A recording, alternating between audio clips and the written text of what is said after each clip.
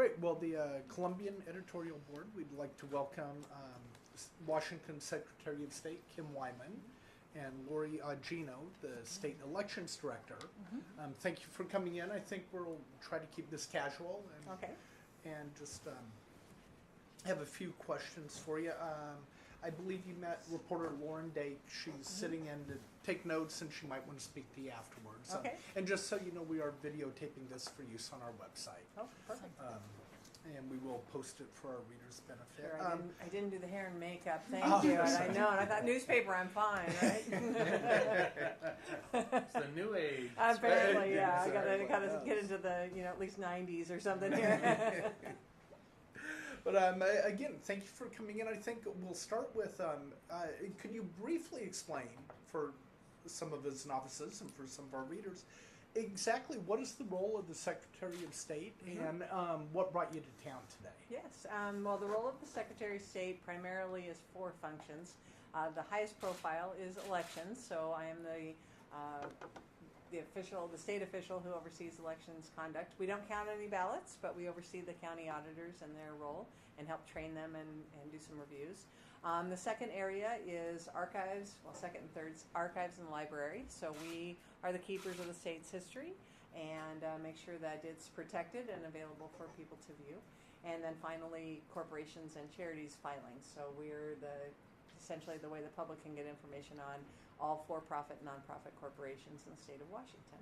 And today we're here talking about elections to primarily college students in Portland and here in Vancouver, just reminding them of the upcoming election and what they need to do to participate and reminding them of the importance of that. So Secretary Kate Brown and I did two joint ventures. One was more of a talking and interaction, and one was a Jeopardy, Secretary of State Jeopardy. I did not do very well in that. Students did a good job of coming up with difficult questions, so it was very fun. Great. And obviously we do have an election coming up. What kind of turnout do you foresee in Washington, and how does your office go about engaging voters nowadays? Turnout, we're anticipating probably 62%. Which is about double what we saw in the primary. Still lower than I would hope for. I would like to see 100% turnout, of course, but not having any statewide races on the ballot that really fire people up, like Oregon has with the governor's race and the Senate race, I think is going to dampen our turnout a bit. And then, but I also think that the two competing gun initiatives and the school class size initiative will probably get some voters to participate. So what we do is a number of fronts. We try to hit it as many ways as we can. We have a state voters pamphlet that will be hitting households tomorrow, and that's being delivered statewide to every household in Washington state, and that will include the information on the initiatives that are on the ballot, the three I talked about, and then 2 advisory votes that are on the ballot. And then also the legislative races across the state. And the pamphlets are really designed to be regional, so they're targeted to the household that they hit. We also have congressional races, of course, that are going, and information on those too. Anything else I'm missing? Kim, just backing up a little bit, was it 62% you're forecasting? That's of registered voters. Yes. How many registered voters as a percentage of the population 18 and over? Well, we have about 3.9 million registered voters, and our population is about 6.9 million right now, I think. We haven't broken 7 million yet, I don't think, and we haven't broken 4 yet, so I'm not going to do the math. Yeah. I just got beat up in Jeopardy. I can't do anything difficult. Sounds like about half. Yeah. Well, no, that's total. That's total population. Right. That is not voting age population. I think we are probably about 75% of that. So, In terms of things that might get voters excited about coming out, do you all, probably for no legal reason, maybe just from an interest reason, you all keep an eye on local ballots to see if you think there might be anything that might excite voters? Yes, we do, and actually, that's the fun thing about being Secretary of State now is getting to look at that bigger picture, not just my county, which is Thurston County. I think down here in Clark County area, I think that you have a number of things on the ballot that will probably increase your turnout, and you probably will beat the state average. Is What my might guess. those be? I'm pretty sure that charter vote is going to be probably the single driver in your area, although you also have a county commissioner race, and I must confess I don't know how contested or heated that one is, but I know that your county commission has definitely had a little bit of press coverage over the last couple of years, so I think that your readers certainly and your citizens here are probably watching that fairly closely. And then with all the legislative districts you have, I know you have a number of contested races that at least seem to be active from where I'm sitting, so I am assuming that would also help turn it. Well, you're in Olympia. You have your pulse on the state, I'm sure. What are people in Olympia saying about our wonderful county down here? It's fun to watch because it's not. You're not in the middle of it. When I was county auditor and you'd have these types of races, you're right in the middle of it, and you know all of the personalities and kind of the backstory, and so it's like watching your family argue. You kind of don't know who to root for sometimes. So being away from that, now it's more clinical. So I think being in Olympia is just kind of that, wow, Clark County, I'm really glad I'm up here in Olympia so I don't have to be in the middle of that. But it's also, certainly in terms of a charter, that's fun to watch. Being the kind of elections geek that I am, it doesn't happen that often. We only have 6 counties right now that are charter counties, and it's been a while. I'm trying to think of which the last one was that became a charter county. So you have that lull of time, and when you go through that process, it refreshes everyone's memory of how you do that. Do you have an opinion on charter government? I do not. No, you do. No, but I mean you in terms of not your charter, but just in general. I think it's empowering for the local citizens to be able to kind of tweak and make their community the way they want it to be. I think when you look at some of the bigger counties, I'm not sure that you look at King or Snohomish or some of the really big counties, I'm not sure that's a better model. There's pros and cons. That's the challenge. I think that Thurston County is still still a code county, and we have 3 county commissioners like you do right now. And for Thurston County, that tends to work. But I can tell you that there's talk in Thurston County of looking at a charter and looking at freeholders and going through what you just went through and are going through now. So I think it's empowering for the citizens, but like the initiative process, it's messy. And when you open up your writing the charter, everything's on the table. And I think a lot of times people don't realize that because they have one issue. We need more commissioners, or we need commissioners that are only part-time, or whatever that driver is. That tends to move people and motivate people, but they don't realize that you now can also open up all these other things, and we can change those too, and those might have unintended consequences. So it's complex, and it's not easy, and so it might be easy to fix this one thing you really want to change, but it also might open up 10 things you didn't think through. So and I don't know, I haven't looked at detail at your charter and what's being proposed, so it's going to be interesting to see how your voters shake out this fall. But it drives back, the whole reason we're here is this is why it's important to engage, and it's important to be paying attention and read the voters pamphlet and read the literature on both sides and make an informed decision, because whatever that decision is, consequences are going to be here potentially for years to come. If you change the charter form of government, it will change how things happen here, and that may be good or bad depending on where you are. Along those lines, as far as engaging, in the past generation, we've seen the rise of vote by mail. What's next? Will we eventually go to internet voting? I think internet voting is a ways off. I used to say it wasn't going to happen under my watch, but I think it will happen in my lifetime. I think it'll happen in our lifetimes. I think that what we're seeing with voters, because of the handheld devices and access to the internet and all of that, I think what we're seeing is people want to vote the way they want to vote. And what I mean is the way they cast a ballot. And they want that choice. So people that are my kids' age, my kids are in college, they expect to be able to register to vote online. Now my kids, I made vote on paper because I wanted to get a picture of them doing it, but their peers, it doesn't even occur to them to track down a piece of paper somewhere, online or otherwise, print it out, fill it out, and bring it to a county auditor's office or mail it in. It doesn't even cross their minds, because why wouldn't it be on my handheld? To the other end of the spectrum, which is my parents, who would no more register online than, my parents' case, watch MSNBC. I mean, they're very set in their ways, and they live in Idaho, and they want to go to a polling place, and they want to vote in person. So what's interesting in for us in this field is we're getting a really wide spectrum of how people vote. And when you look nationally, it's really big. You have poll site states still. You have poll site states that have early voting. You have poll site states that have absentee voting. You have vote centers. And then some states have ventured into voting online. We have dipped our toe in the water with our military and overseas voters. So they can not only get a ballot electronically, they can return it electronically. And so that's for us, that's a good test. I think that's a good population to start down that road.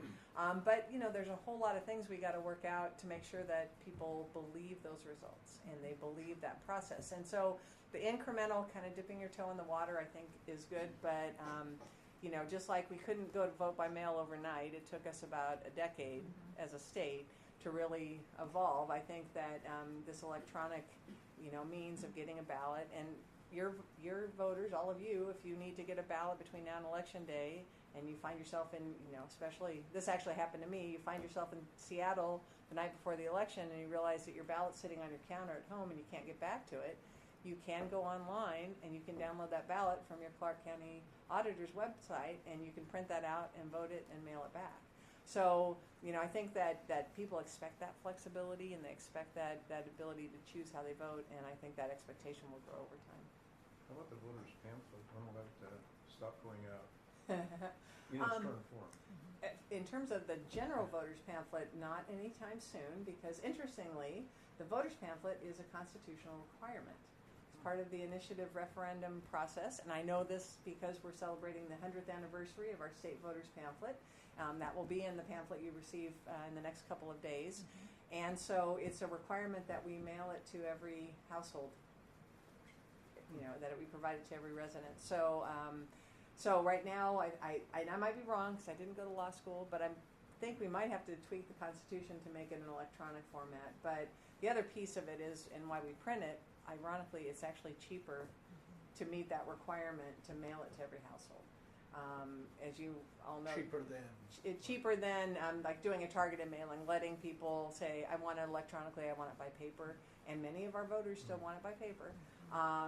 To target those mailings actually jacks up the cost of, that wasn't a very professional term, it dramatically increases the cost of producing a pamphlet. So doing that mass mailing to all of the households in the state is actually cheaper than trying to customize what type of how you want to receive it. But again, I think down the road, I think people are going to want it in electronic format. So we do provide it in electronic format. We also do the primary pamphlet still by electronic means, and it will be one of the things we ask for in this legislative session, to get the funding for the primary pamphlet to print it. But how has Top 2 been working out? I personally think the Top 2 is working exactly the way that it was designed. And I think the best example of that is in the 4th Congressional District, where you had, 12 candidates who were in the primary, and a very red district that is probably never going to go Democrat. But you had, if we had the Montana style or the pick a party primary, it would have been the Democrat whose name I'm blanking on completely. Young man who did a very funny, I can't think of his name, but anyway, he, he's a young, really nice Latino candidate, and did well for that district, but he didn't come in the top 2. And probably if he had made it to the general, probably wouldn't have won just by the demographics of that election, or that district. And it would have been Clint Didier. So you would have had a Democrat that probably can't win because just demographically you're not going to elect a Democrat in a very red district, and a very, very, very right-wing candidate in the Republican Party. So, and this is how you want to argue it, but I think that the voters I've talked to, that's the choice they have now with a moderate Republican and a more right-leaning candidate is more of a choice for that district than someone who probably would have a lot of difficulty winning just demographically and or by the way the district breaks. So I think it moderates the candidates, and conversely you can look at a downtown, say Seattle district, where you're never going to elect a Republican, or not anytime soon. A choice of a moderate Democrat and a liberal Democrat is probably more of a choice for those voters than a Republican who probably isn't going to win against a Democrat who's a shoo-in. So We had an example here where two Republicans ended up in the general election, and we found that a number of Democrats in the general election basically sat on their hands then. And so I don't know if there are other examples in the state where that happens, but I guess the potential downside is it disenfranchises a whole group of folks who don't have a choice in that general. And it doesn't mean that they don't vote in the election, because our studies have shown that they did vote in the election. They just avoided that Right. particular race. So I guess well, and that's, your point is well taken, and I think we'll see that in the congressional race, because this is the first time, I believe, in Washington State history that we've had two people of the same party advance in a congressional race. So that's the million-dollar question. Are the Democrats in that district going to show up and participate and, have to cross the party line, or will they not play? And I think we'll see. Yeah. We're going to know in about 25 Are days. you following Oregon's push to do this? Yes, I thought yes, and I know they have the advisory commission that voted or recommended not going to a top two model. It's interesting because I've certainly been talking about the top two model ad nauseum for about 12 years, 13 years. I've lost count. It depends again on where you are in that political spectrum. So you have people who are hardcore partisans really don't like the top two primary. And for a whole lot of reasons. One of them is what you just talked about. Now I have no choice. Now I have no one in my party that I can at least vote for and feel like I was true to the party. But they also don't like it because now you have an inter-party fight in the general where they'd like to be putting the money, not having to raise money to fight against two Republicans. So really hardcore partisans don't really like the top two, and I think that the further you are away from that, I think the more you tend to like it because it moderates candidates. So we'll see. It's going to be interesting to watch the fourth. So you did a Q&A with some college students earlier?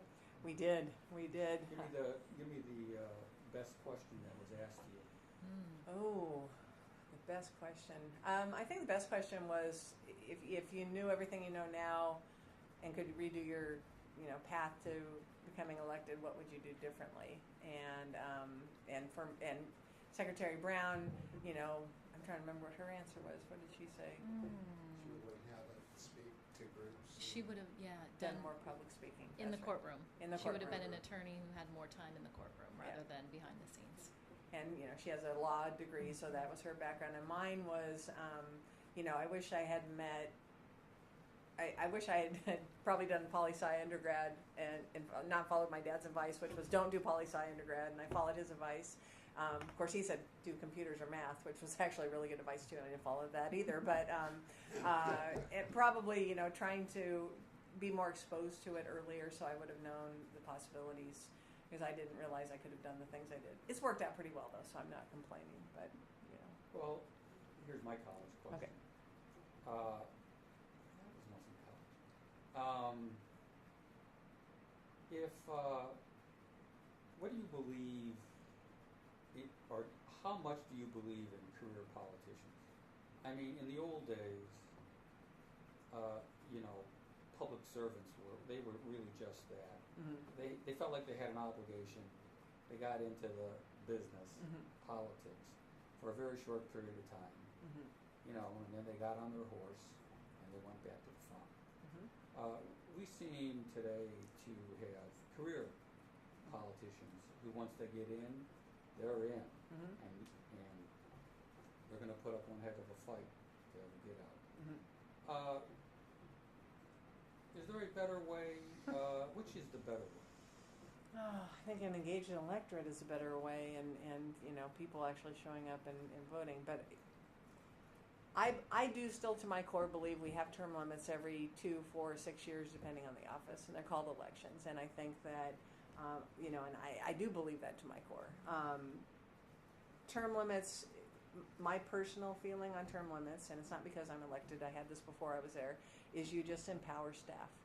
So if you can look at examples here in Washington State, Pierce County is a great one where, you have career politicians, they just serve in different offices. So they start out as the clerk, and then they run for the auditor, and then they run for treasurer, and so they still spend 20, 30 years in office, they just have moved around. The problem with that is you empower the staff because they're the only ones with the institutional knowledge of how you got there, especially in the legislature. You see the same kind of thing. Because if you actually look at the demographics of the legislature, yes, you have a handful, a couple down here, in fact, that have been here a long time. And that can be very frustrating if you want to get rid of them and can't. But if you actually look at the legislature, the House, I think it's only like a quarter, and Dave can back me up on this. They have turned over the majority of the House in the last 5-6 years. You know, you do have that healthy turnover. You do have some entrenched folks, but by and large in the Senate it is very similar themes where you just naturally have people moving in and out. Either they don't get elected or they move on to other things. But with that said, yes, I think that the other thing is if you get someone in office who, by virtue of, they're a good politician, they can do a lot of damage. And So you're opposed to the term limits for the President of the United States? Well, I think that's different because that's electoral college, and that has a whole different dynamic to it. I think that, I trust the process. I do. I still believe to my core that the way we are electing people does overall work, and we do have that natural change of the guard. And now I say that as the only Republican elected on the West Coast statewide.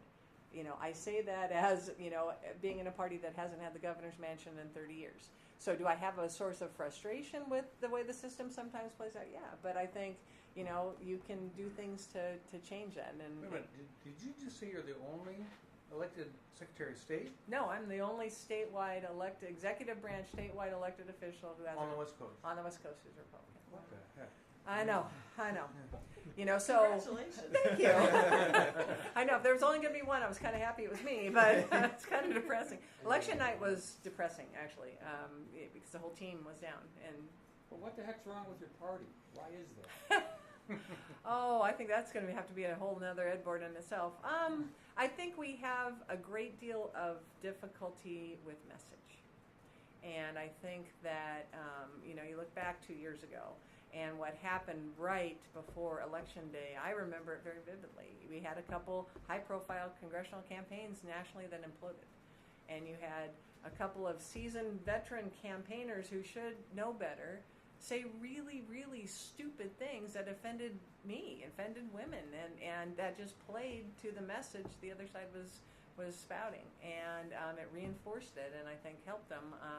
But I think on just fundamental levels, I think we talk in a very economic, clinical, professor level about the economy instead of talking about how it affects your kitchen table. How does it affect your pocketbook? And I think that, and again, I think the other side just does a masterful job of putting it into very personal terms. And so I can't fix all that, so I'm just I'm spending my time trying to influence the things I can influence, and we'll go from Speaking of influence, you've endorsed a couple of people locally, right? I have a couple that have asked, yes. So is that what it takes? Asking you? No. I also kind of want to know a little bit about you, and for me, I try to be very balanced. I learned this as auditor, and try not to play too much in races. Certainly don't work on any direct campaigns but my own, for a lot of reasons, because even though I'm not counting ballots now, I'm still overseeing the process, and I don't want anyone to call into question our election process because of whatever race, pick your race. But people that I've known, friends that have asked, for example, I endorsed in the 4th congressional race, mainly because I've known Dan Newhouse for about 15 years, and I respect him, and I think he is a very, he's a good leader. And he asked me, and I said, Who did you endorse down here? I'm sure you're going to put me on the spot now. Tape is running. Pardon me? Yeah, I know. It's, These pauses are going to be awkward. thanks. Really appreciate you holding my feet to the fire. This is great. Lauren Colas asked me to endorse her, and I respect her opponent, and I both sides. But in that race, she asked me, and I have been actually working on some things nationally, which I think I can play there a little bit better, and not have it affect my job too much. And I am part of a program called Right Women Right Now, which is trying to attract women Republican candidates to run for office. And so, walking the talk a little, she stepped up to run, so I kind of felt like I should step up and encourage her and support her that way. And I'm trying to think of official endorsements. Who else I endorsed in the treasurer's race, and I'm completely blanking on at the moment. We won't let the tape on too long. Yeah, I appreciate that. But endorsing the treasurer's race on the Republican side, and I don't think I played too much else in the other races. So, but mainly it is that personal connection. For me, it's a personal connection and track record, and trying to be consistent there. So Over the years, have you ever endorsed anybody that turned out to be a real bad apple? Oh, not that I can think of offhand, but let me think on that. I'm sure that I did. In this business, it's easy to do that. I mean, I try to be very careful. When I was auditor, I tried not to really endorse too often for a whole lot of reasons. And then there was counting ballots, so I, tried to keep those two worlds as separate as I can. Now, many states have instituted voter ID regulations or different measures that some people think are designed to suppress the vote, and others think it's a matter of security and preventing voter fraud. How secure is our system? Do we need some measures like that? Well, it may come as a surprise to you, but we've been doing voter ID in Washington State since 2006. We kind of rolled it out in a different way than some of those other states did. It came out of the Rossi Gregoire election to a large degree, but Sam Reed really championed it, and we rolled it out, and I think it's worked very well. So essentially in Washington State, when you register to vote, you have to provide either your driver's license number, Washington State driver's license, Washington State ID number, or the last four of your Social Security card number, and we actually compare those to the Department of Licensing or Social Security list to verify that you are indeed a person that's in one of those lists. And the reason I think that works well is you have a person, an actual person who has walked into some official government agency, provided some level of identification to get that card or a number, and then it verifies that you are actually a person. Now, the piece that is missing for some is that we don't have any kind of citizenship check. There is no list of U.S. citizens that I can check against, and our state doesn't require any proof of citizenship at the time of driver's licensing or ID. So we don't have a list. We are one of two, or the only state in the country that doesn't do that. So until you have the political will in the legislature and the governor's mansion to do that, we're kind of at an impasse as election administrators to do anything more. But I think that step is a good one. It works well in our state. It has really, I think, increased the credibility of our list. Now, I will tell you it was prospective. So we didn't go back and backmatch. The people had already been registered before 2006, but every year we're gaining more people, and anytime someone updates their updates their address, they have that opportunity to give us their driver's license or ID number. So we're starting to build more of our database that has that check, and so I can say definitively that Dave Ammons, is a real guy. He lives in Olympia, and he has a driver's license issued that we verified, and it matched. And since that system went into place, have there been any verifiable cases of voter fraud? Any problems with that? There have been, not so much with voter registration, but with the initiative process. So we have had, and I don't have with the signatures. Yes, we have had. I want to say 6 of the last 8, or it's 8 of the last 10. Where we have had fraudulent signatures submitted, in some cases by fraudulent signature gatherers. But the system does work on the back end because we detected those signatures being fake. We were able to, we actually prosecuted a number of people that submitted those. So the system, like a bank, works. It's not perfect. You could perpetrate fraud, but on the voter registration side, I don't think we have seen any. you know, we Tim by Acorn, but you caught those too. right, and that was That and those was- were voted. That's right. We had members of Acorn who sat in the Seattle Library and opened phone books and filled out voter registration cards, and so the signatures they thought would be valid on the petition. I don't know where that logic was, but I think a lot of people don't realize the level of checking that we actually do. So yeah, And that was before 06. That was the before ID 06. requirements. You might talk about Eric too. I was just going through, yeah. So another kind of layer that we added and have been part of for the last couple of years is a project where we have 11 states now, 12 states. We're close. So we're almost to 16. Almost We've to got 4 that are just so close. So it is a data matching center called ERIC, which stands for the Electronic Registration Information Center. The states that participate, it's a nonprofit organization separate from any state, and it has a governing board and an executive officer. And essentially it oversees a data matching center. So it's not a main voter registration list, it's no master list, but all of the participating states give their data to the ERIC project. That data is all put in, it's hashed, what is it called? Anonymized and hashed. Anonymized and hashed to provide security. So your driver's license, while it goes in, and they can check to see if you're registered in Oregon. Can't remember if Oregon's a participating They state are. yet. They are. It's not going to give Oregon your driver's license number, but the system's going to check it, and then it's going to kick out any kind of potential duplicates, and it's going to also catch when somebody moves from one state to another.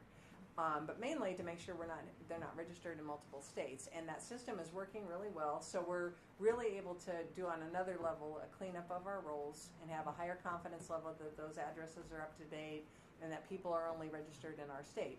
The other side of that is it also helps us identify people who are not registered but may be eligible.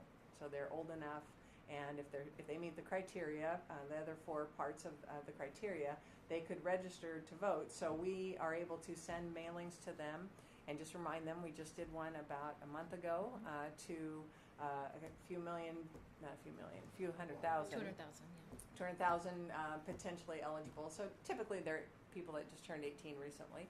And so, you know, what we're always trying to achieve is that balance between integrity and security and integrity and access. So we're always trying to make sure that everybody who is eligible has the opportunity to register and vote, and we're trying to make sure that those people that are registered are eligible. And Now, are most of the states involved with that? Most of them in the West, or are they? they're all kind of- across the country. And it's a project that the Pew Center on the state started about 6 years ago now, 7 years ago, and it's building, and our goal is to get as many states to participate as possible, because the more data you have, the more accurate it is. And so it's nice. It rolled out with about 11 states, and we're slowly adding more. And really what it does is trying to put that emphasis on doing things more efficiently. So encouraging things like online registration. If a person's keying in their own information, they tend to get it more accurately than the person trying to read their handwriting. Plus, that saves a step. The county auditor isn't paying someone to hand key a piece of paper. So we're modernizing the system through ERIC and just really trying to make it more accurate and accessible. And we've seen good results from it. Any other questions? You might tell them about the upcoming session from hell and what our little piece of that will be. We wouldn't categorize it in that fashion. We would say the upcoming We legislative will session. then. Yeah, you can do it however you'd like. For the record, we're excited about the upcoming legislative Great session. opportunity. Great Yes. opportunity. It's going to be a challenging session. Everybody knows it. It's going to be really interesting to see what happens with the initiative for class size, because that's one more layer on top of McCleary.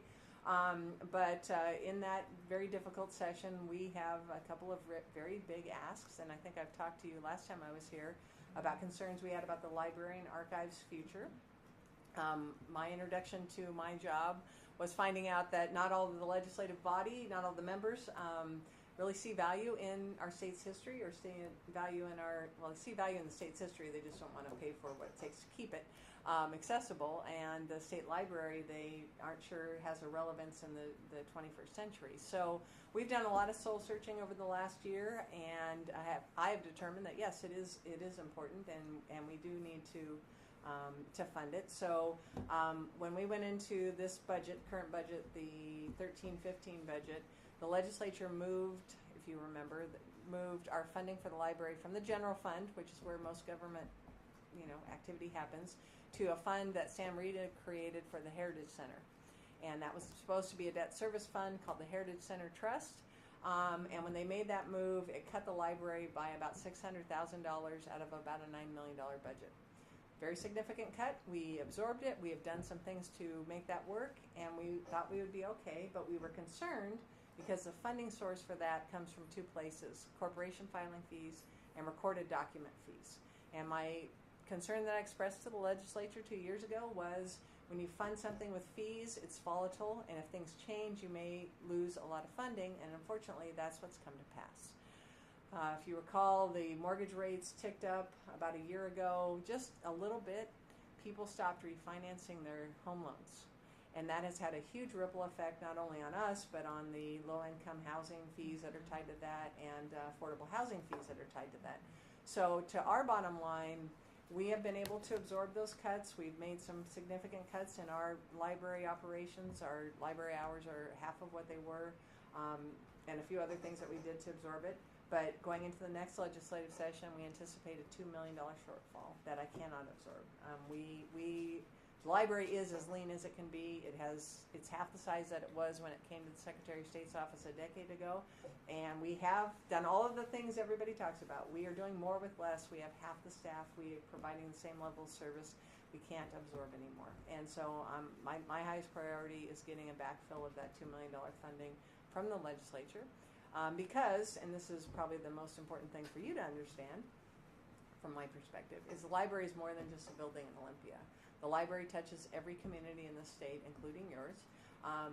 Federal money, half of our budget for the library is pass-through money that goes to the local libraries. They aren't eligible to get that from the federal government unless you have a state library. So there's also federal rules that require a certain match by the states. They call it maintenance of effort, meaning we want the state to have skin in the game. We're not going to just fund your local libraries at the federal level. We want you to be doing some too.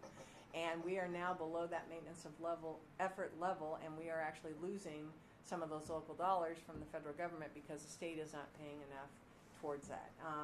And then the secondary level is we have a number of special libraries that do impact communities. We have them in our correctional facilities, so the state prisons have libraries that are staffed by our staff, and really do help people re-enter their communities when they get out, and give them things like access to information, and quite frankly, some of them learning to read and giving them basic literacy.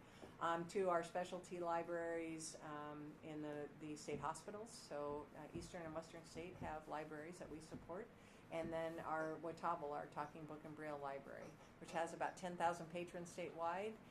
These are people that many of them don't get out of their house because they are blind or maybe have a physical disability where they can't hold a book in their hand.